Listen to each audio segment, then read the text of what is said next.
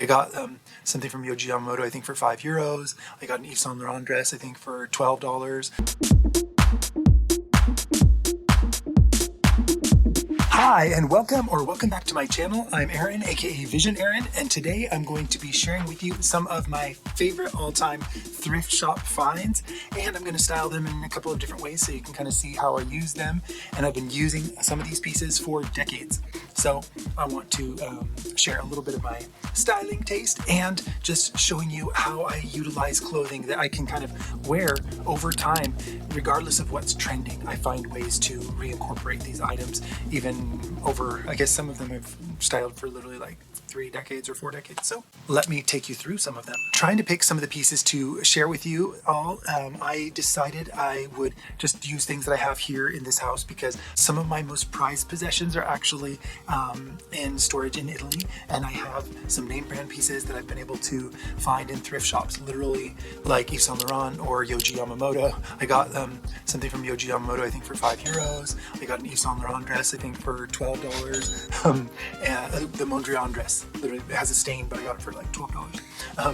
So I have some really valuable pieces or pieces that I could resell and those kind of things, but I'm just going to be looking at some items that I have here that I realize I've been using and I restyle and I rework into my wardrobe regardless of the decade and regardless of what the trends are, and they're just pieces that I find special and that work for me. I hope you find them interesting because I try to style them in some ways that are sometimes a little bit more easygoing and sometimes a little bit more fun and eccentric. So first off, I should start with this jacket that I'm wearing.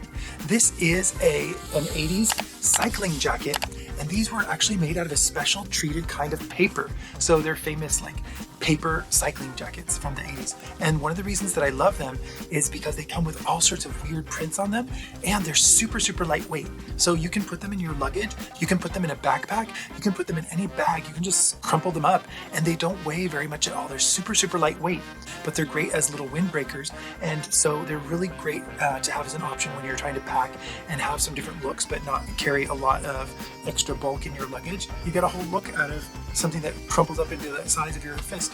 So this is one of the looks, and I'm going to just wear this here. I'm not trying it on full length for you, but you get to see it for the whole video. And it has all these nice horses all over it, which I think is really cool.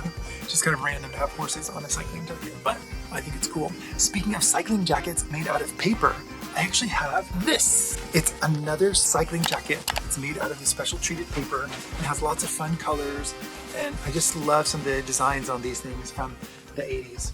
It's really cool, right? So I'm going to show you how I style about 10 different bottoms with one top. And these cycling clothes that are kind of often had a lot of fluorescence in them and things in the 80s, my dad used to dress like that every day. He would ride his bicycle to work. Often, I think it was about 15 miles there and 15 miles back, so about 30 miles a day. That's around 50 kilometers a day, riding his bicycle to work with all fluorescent spandex. And it was so embarrassing for me at the time. My dad was a competitive athlete. He was a competitive triathlete, a competitive cyclist. So this kind of clothing really reminds me of my childhood and of my dad. But it's funny now how, when we kind of become our parents, I was embarrassed that my dad was so eccentric, wearing like weird prints and fluorescent spandex, kind of like superhero clothing when I think about it.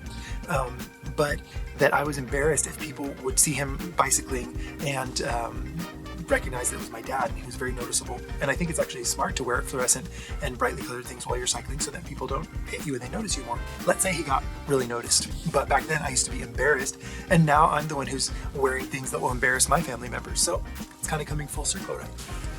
This is a sort of 80s style jacket that is just so simple. And of course I do like a lot of maximalist, colorful things, but I do also wear neutrals. I actually often wear a lot of neutrals when I have colored hair, when I dye my hair like purple or pink or burgundy or those kind of colors. I actually like to wear more neutrals and then have my hair kind of pop against the neutrals a bit more.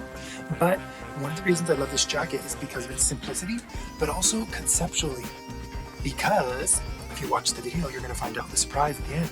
Trying it on with some different kind of styling options that I can make it be more preppy. I can wear it in a way that's very simple, but I like to go tone on tone. In this case, I'm kind of keeping it in neutral tones and trying on a couple of different options, from my American flag pants to my sort of, kind of olive culottes or brownish. I don't know what kind of vomit color that is. the vomit colored culottes and to a wrinkly vomit colored skirt that Miuccia Prada would be proud of, I think. I should do a whole video. Did you know that actually Miuccia Prada has actually literally complimented me directly? It's these kind of like moments where I thought I was dreaming. I should do some videos just about my backstage experiences. You guys maybe don't know because I'm not focusing on that on this channel, but I do come from an interesting background, lots of stories to share, and I'm trying to just share some of my creativity with you, but just know that it's rooted in experience in the fashion industry for a long time. So you'll see in the video that this jacket is reversible. Yep, it can just be simple and beige or like off-white, kind of cream colored on the inside. Hey, thank you so much for being here. I am really appreciative of everybody who watches these videos because I'm such a small channel. They aren't getting put out to hardly anybody, but I can appreciate your like means a lot for me, especially to try to help me get some little bit amount of views from this algorithm.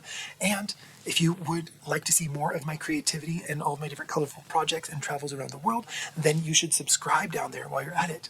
It would be really appreciated, and I will keep on trying to put out that colorful content for you and keep you inspired and being creative like I am. Let's keep going. Another thrifted piece that I really love to wear, and it just makes me feel happy because it reminds me of working in Paris so much over the years. I would go at least 4 times a year for different shows and different kinds of events and work there for about a week at a time. So this reminds me of that. Even though it's a bit touristy, it has all these kind of images that are inspired kind of by French advertising and those kind of things. I don't know if it was made in America or where, and if it was made in modern times, likely, and printed on here. It's not super old, but it's just cool. And I don't know if it's like a house robe or it's not really a bathrobe, it's kind of thin for that. But I just think it's great because it also has some of my favorite colors. I like wearing sort of autumn colors even all year round. Winter, spring, summer, and fall. So I'm going to style this in a way to show you how I would wear it now in the kind of in between seasons. It's so fun. I think that when I go thrifting, one of the things that I really like about thrifting is that when I travel, I don't buy souvenirs. I love to go to used markets, to flea markets, thrift shops, those kind of things.